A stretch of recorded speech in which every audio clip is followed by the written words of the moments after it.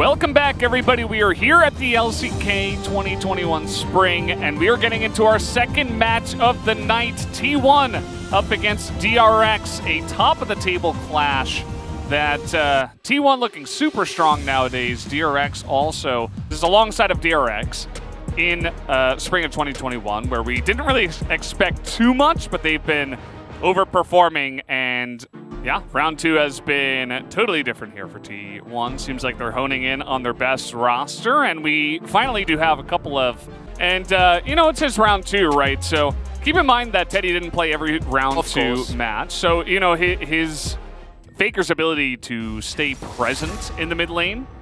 As we're not gonna talk about these offers. The Gnar here for Canna. Canna is actually one of the players who I feel confident that he can pilot after his. We know Keria is good on those hook champions, so going to be throwing down the Nautilus here. Alistair is available, so in terms of a kind of squishy poke composition that DRX have in that matchup against Rascal, as we're having a fight here over the blue buff. Pyosik is going to take a lot of damage. Comes down to the smite, and Pyosik will pick that one up. And with the priority in the top side, you can see that Kanna's kind of getting baited into this fight. And Kingen still has flash. He doesn't even need to use it there. That is really unfortunate in this matchup alone. So we're going to take another look at how this even happened in the top lane. It's Canna starting off a trade on the back end of his Mega Gnar. That is, yeah. Did he miss the... Seemed like he was just able to not get stunned up, and Kingen is just putting on a... Possible gank here, though. Yeah, a little 4 on Cuz, but, you know, he can slap. And you see that ward from Solka. The other thing that does, you know, it provides some safety for him, but also it stops the other... Oh, man. I don't even know what to say about that. That's unfortunate. Kingen's still in an awkward spot. Doesn't want to get walloped here. He is going to try to flash it, but misses it. And it ends up being a kill for Faker in the end, so a really nicely timed roam here. He's pretty great. However, Pyosik's back again.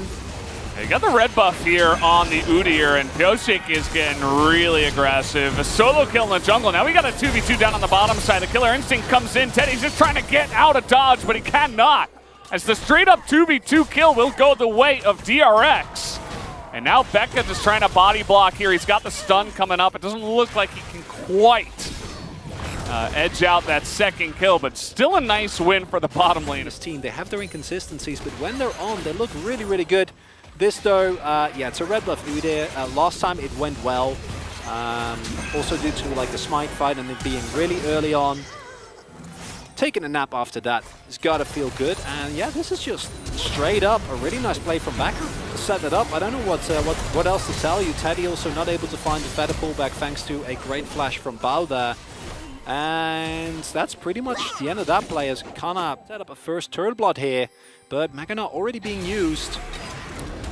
Still going to come out here, gets that stun down and into the wall. He is just stun locked from 100 to 0. That's the kill and the Demolish proc and the Rift Herald that they can use to get an insane amount of damage onto that top turret now. T1, I'd like to draw your attention. They have a Dumbon-esque stat here. Oh, Kingen. Well, he's got his blast this time, but there's such a long lane that there's no reason to. He knows he's just going to get run down by the Udyr, so he just has to accept his fate again. Talk about turning that matchup on its head. It was looking so doomed before, as now the engage this time around will be Feather Storms. Keria has his Aftershock proc, is going to get the triple knockup, and now a TP coming in here from the Gnar. Well, that's fine. It's 2 flashes. Yeah, he gets the double flash, but at the same time not able to get the stun, as, ooh, nice engage here from Keria, trying to get on him now is Bao. But do they have the damage? It doesn't look like it. Now into the turret, the Chaos Storm not actually able to get any consistent damage there. That means that T1 will get out of dodge, although Faker is going to take a shot to the face. And DRX will be able to push this turret now. Don't have a lot of built-in safety. You're just in for a really rough one.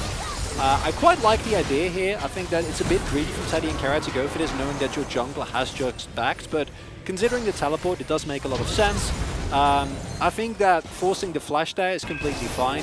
Main issue that now they need to try with all their might to defend Teddy. If you don't hit that hook, this looks completely different because I'm pretty sure both Teddy and Canna just immediately get blown up. At least Teddy. Yeah, that was very going to end well. Canna's been having a fun time, but unfortunately, there have been some mistakes. And he is a bit out of position, but he's looking to turn it around now.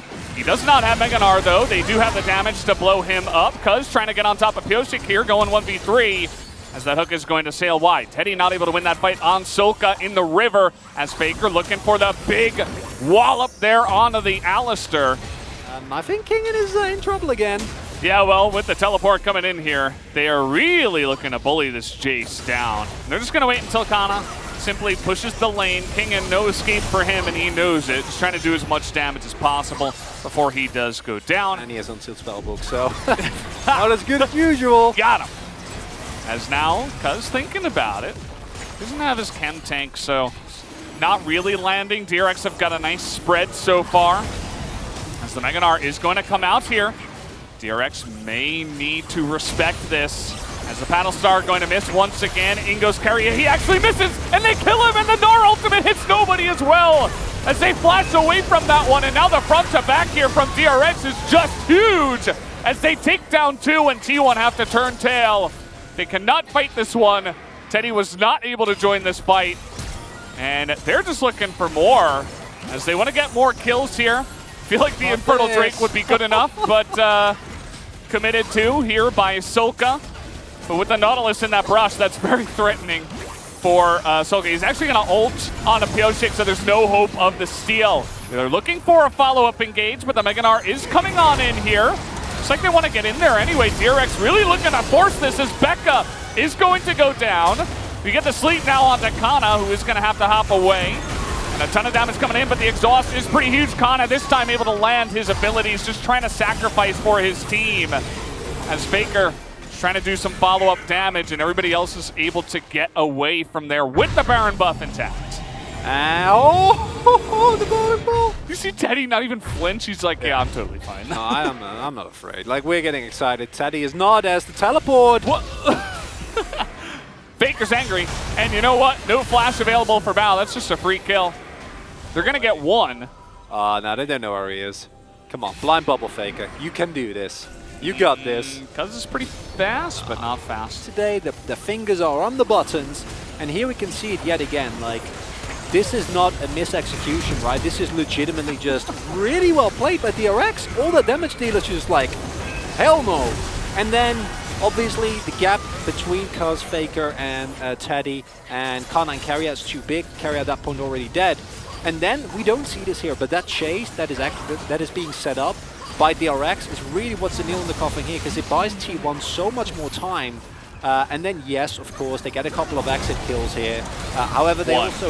Yeah, thank you. And Becca dies for it. Worse. Yeah. So that's not worth it at all. But we've seen this time and time again, that when there is just a single Drake away from Soul, the team that has that position can always come back. And this is DRX who excel at coming back. This was really funny, though. I don't... Yeah. No escape for Bao. Look at it go. Nothing he can do.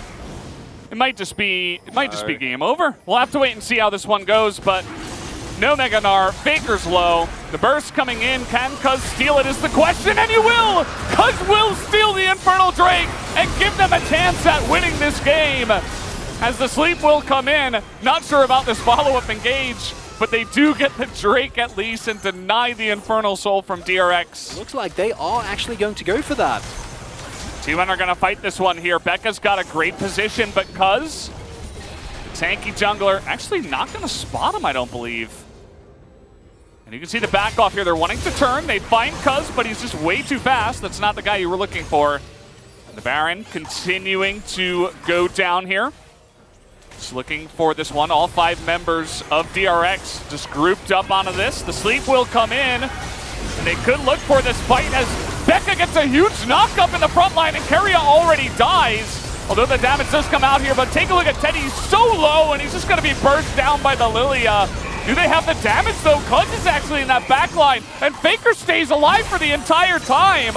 All the other carries on the side of DRX do go down. Really nice stopwatch though from pyosik staying alive. This is such a close fight, and Faker's gonna take it down in the end with a double kill as T1 will pick up the ace.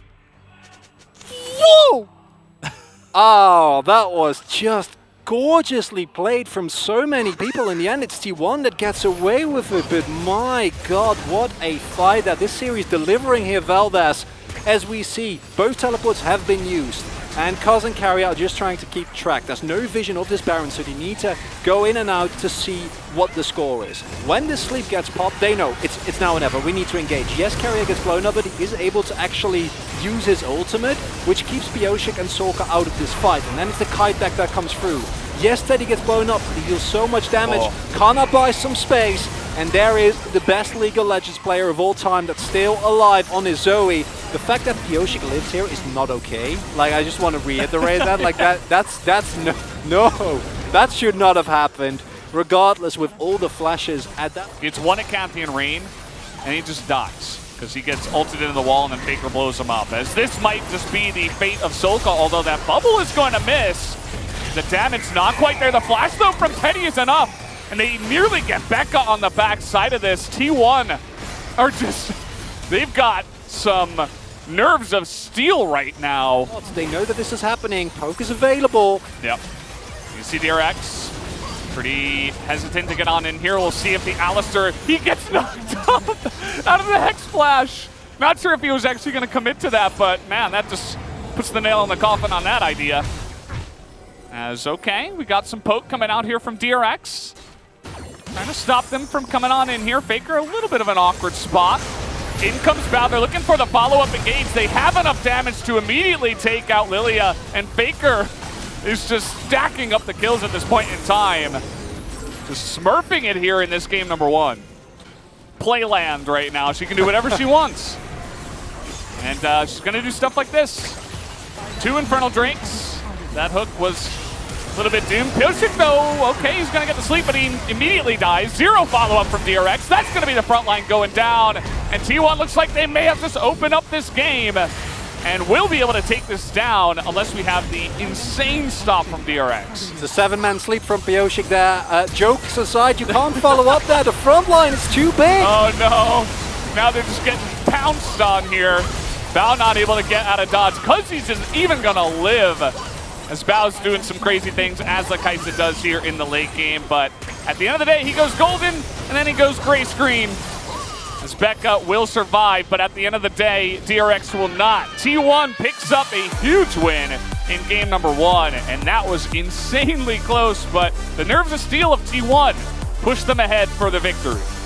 Give me 3 of these, please. If we can order that, that'd be absolutely lovely. Yep. Okay, Jace.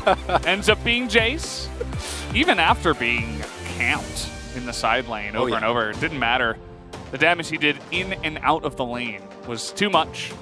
Obviously, Faker following up there with some crazy team fighting. 야, 나 변신한다. 나 변신한다. 아리프리 있어, 아리프리 있어. 그래 보죠. 그래 걸고. 노티한테 그거 약간 가이드 봐줘. 다 삐고.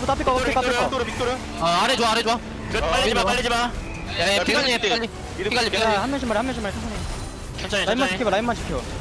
라인만 끝난다. 나 패스했어. 제이스 마크 줄게 내가. 뭉쳐있지 마. 파워 치고 얘네가 거는 거 기다려. 괜찮아.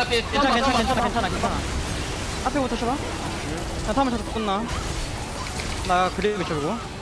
나와. 나온나. 고고. 예, 손만 중간. 아, 장난다. 왜 이렇게 웃지?